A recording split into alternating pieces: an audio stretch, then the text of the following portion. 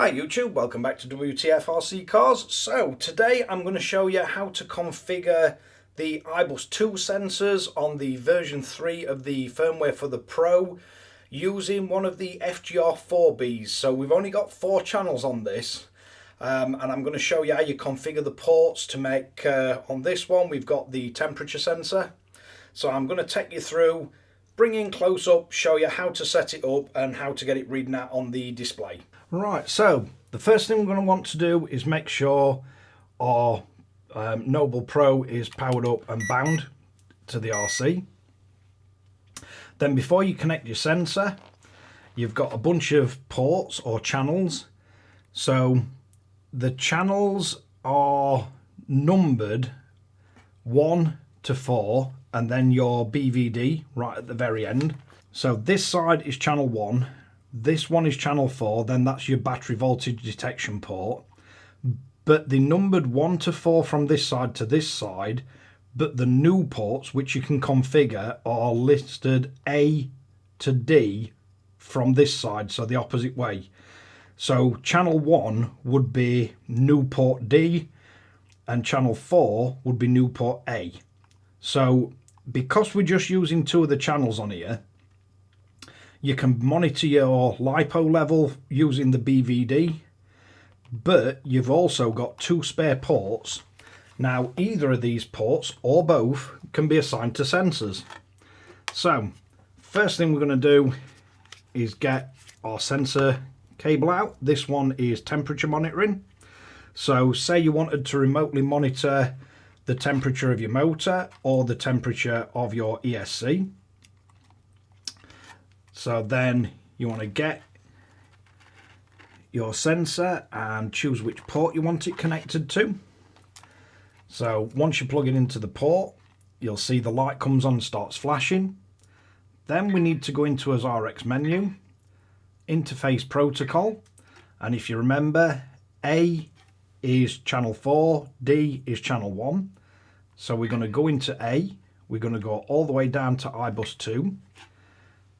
Once we've got it selected as Ibus 2, you'll see we've got a connection because this LED is no longer flashing. Then you can come up here and we can go into choose sensors, and then as sensor 3 in this case, you can then decide what you want it to actually report as. So your first sensor will usually come up as ID7, or the zeros are the stock sensors or stock telemetry.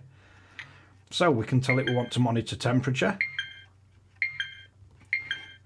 Then we've got a temperature readout. Now if I hold this, you should see these seem to react far quicker than the older temp sensors.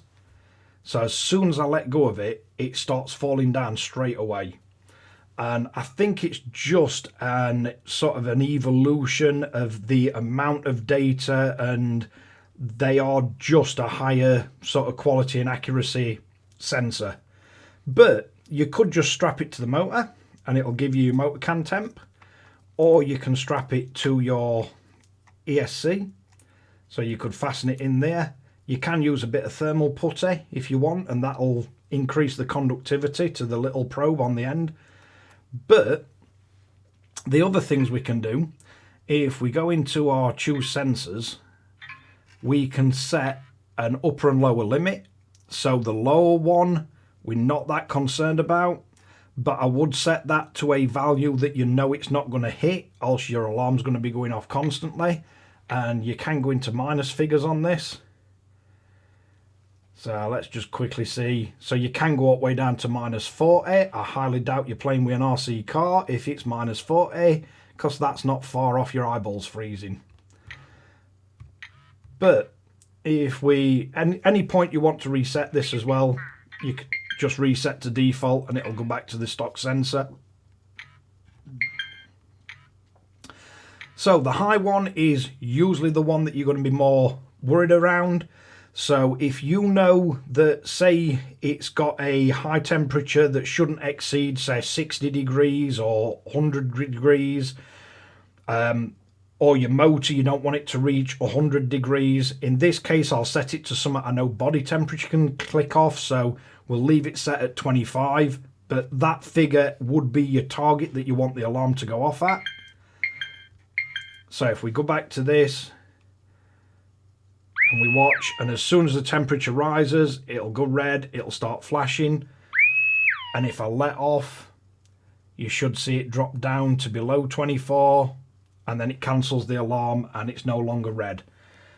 Now, you can add various different sensors on this, and you've also got another port, so you could add a second sensor to that port, but each one of these sensors will require an Ibus 2 port or a new port to be set to Ibus 2. You can also set these. So if we go down to this, let's see if it'll let us set external temperature. So weirdly, it shows as a percentage, a bit like what a gauge would show in some cars. They don't actually show any figure, they just show a gauge. But if you go into there, you can set the maximum and the minimum, so the gauge actually makes sense. So if we've got a maximum of like body temperature, it's not really going to be above 40. So if we set that to 40, and this is not the alarm, this is just the actual sort of 40 is the top and 0 is the bottom. But it's a good way at just at a glance, you can see where on that scale it is. And then you've got your actual temp reading at the top. So there is quite a lot of use to this. And I mean, especially if you knew you was over geared and you were pushing your gear in racing, you could have a temp sensor on the motor and a temp sensor on the ESC. You can have them displayed separate and on separate gauges if you wanted, or either or, doesn't make any difference. And you can also record the data of it. So I think if we go into this one, and we should be able to set that to temperature. So again, to make the graph make sense, we'll set it to 40 as the max. And you've got your 3 or 60 minutes. So if we then start recording, as soon as I press it on it, make contact, you can see the temperatures rose. This would also be really useful if you were in a racing environment, and you can see just how quick the temp sensor does react to it. But if you were worried about your gearing, you could also have this set so it follows your throttle, so you can see that when you're hard on the throttle, how close you get into the maximum temperature. And on that one, you'd just also record the throttle position.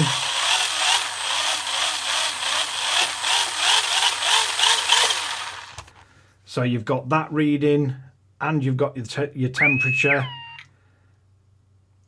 So you'd be able to stop your recording, and then you can flick between them and see where the temperature spikes.